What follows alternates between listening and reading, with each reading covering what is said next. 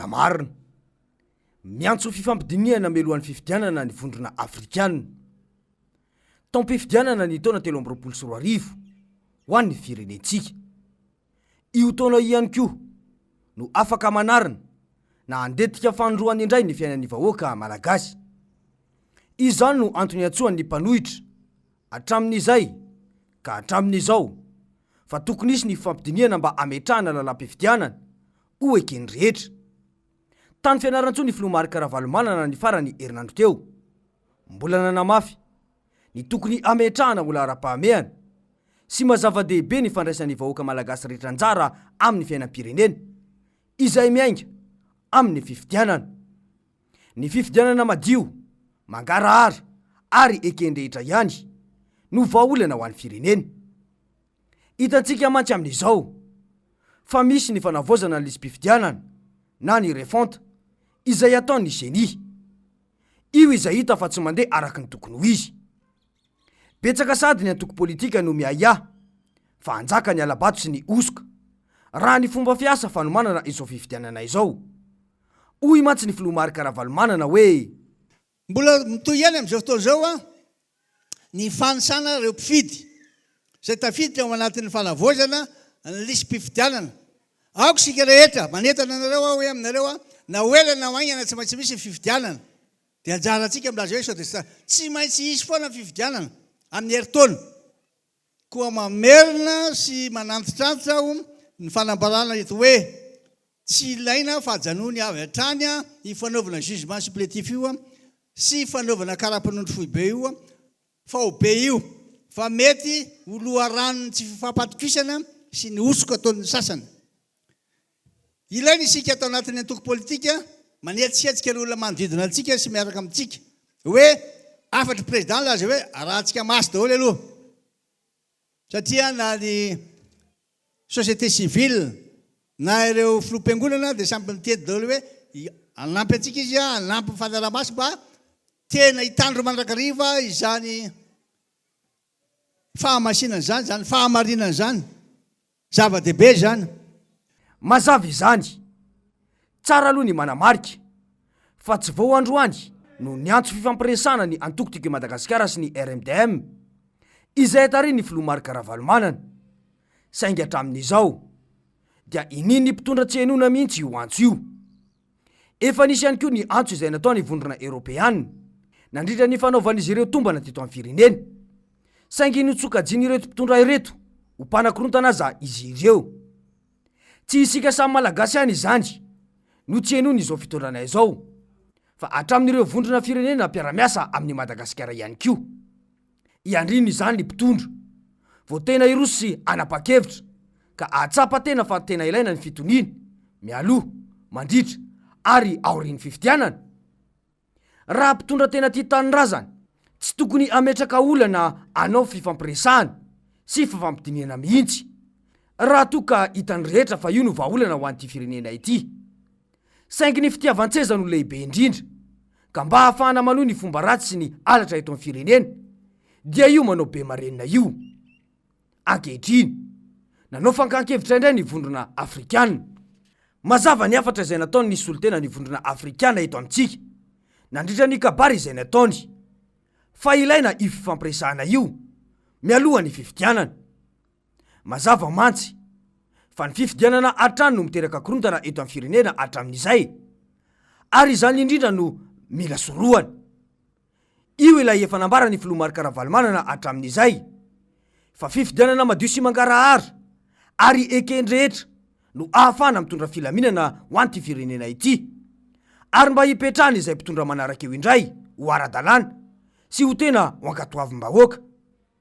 No mafisy ny vondrona afrikanina trany fa tsy misy ny fandrosoana raha tsy misy ny stabilité politique na fitoniana politika eto amin'ny firenena. Hoy mantsy izy hoe en 2023, Madagascar vivra au rythme des élections. Il est de notre devoir, à nous tous, de veiller au respect de la Constitution, aux textes et règlements en vigueur et prévenir toute crise.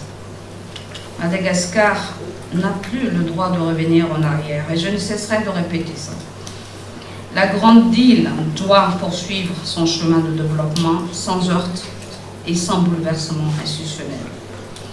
À cette fin, nous encourageons tous les acteurs politiques et les institutions nationales chargées des élections de créer un cadre de concertation, de consultation, d'étudier les doléances, les initiatives des uns et des autres avec respect et de trouver ensemble les voies et moyens pour réussir des élections crédibles, transparentes et surtout acceptées par tous. Mazava izany, mila fifampidiniana na concertation hoy ny nambarany teo. Io ilay efa antso natao ny filoha Marc-Ravalomanana foana. Ny SADC izay efa natsapa, fa misy ny recommandation izay natao. Saingy tsy tanteraka na inina tsy tanterahana mihitsy, ary isan'ny voasingana tamin'izany ny génie. Somary nampiakapeo mihitsy moa ny solotenan'ny SADC eto amintsika, nandritra ity fakan-kevitra izay natao ny vondrona afrikaina ity, ary nambara fa tandindomondoza i Madagasikara mitaky fifampiresahana hoy izy ny toetra rahampirenena, ary no mafisiny fa mila manatanteraka ny recommandation izay efa natao sy nampahafantarina ny firenetsika. Dia hoy hatrany ny mpitondra teny ny vondrona afrikaina eto amintsika hoe: si nos leaders politiques africains appliquaient réellement toutes les dispositions de cette charte, nous serions déjà en avance en termes de respect des processus électoraux, de la transparence des élections, du respect de la démocratie, des instruments juridiques, des règles de la gouvernance en Afrique. Je vous rappelle que Madagascar a déjà ratifié la charte sur la démocratie, les élections et la gouvernance. Mazava izany, izay rehetra atao eto izany, ka raha mbola izao fitondrana rajoelina izao, dia tsy misy irarahin'izany mihitsy. Iandrininy izany ny mpitondra, vao handray fanapahan-kevitra ka ahatsapa fa tena ilaina ilay fampiresahana ho an'ny samy malagasy. Milaza mantsy ny mpitondra fa tsy ilaina hoy izy ireo ny fitsabahany any ivelany ny raharaha samy malagasy, dia mipetraka ny fanontaniana hoe fa anga mahavita teny ity Madagasikara ity hatramin'izay.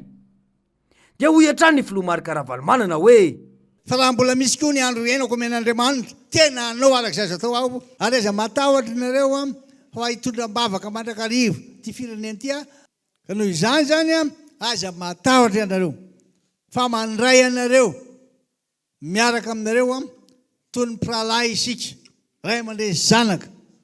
Efa ninina mihitsy fa raha mbola misy andro men'Andriamanitra anahy, na ny fananako na ny fahaizako na ny fotoanako, dia entiko anampiana anareo, anampiana voaka malagasy. Marina mihitsy izay voalazana izay. Mpikambana feno ao anatin'ny SADC i Madagasikara. Raha toa ka miseho mahavita tena ary isika, maninona ilay filoham-pirenena no mila vonjy sy misolelaka any amin'ireo firenena izay nolazaina fa tsy hampandrosa ny Madagasikara mihitsy na amin'ny taona 3 na 4 aza. Faranteo izao tany Washington iny, mirehareha ery miaraka makasary amin'ny filoham-pirenena Amerikana inga filoham-pirenena. Izay no ilazana fa ampiasaon'ny reto mpitondra ireto ny vahoaka malagasy mba ahafahany manao izay tiany atao eto.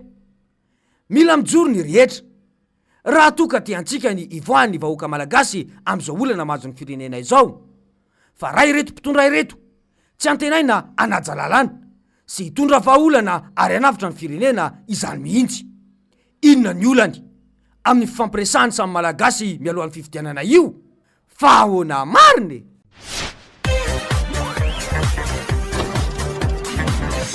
Ahoana mariny?